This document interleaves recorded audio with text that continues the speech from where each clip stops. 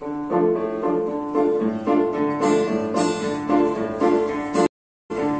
άλλο πόνο, μη σ' αφήσεις μόνο. Δεν το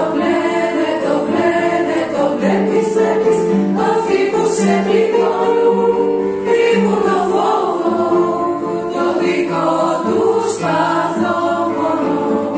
Μίλησε τώρα, κοιμήσου πια σε μια ώρα ασφαλείας και χαράς εφηβικής όπως αξίζεις.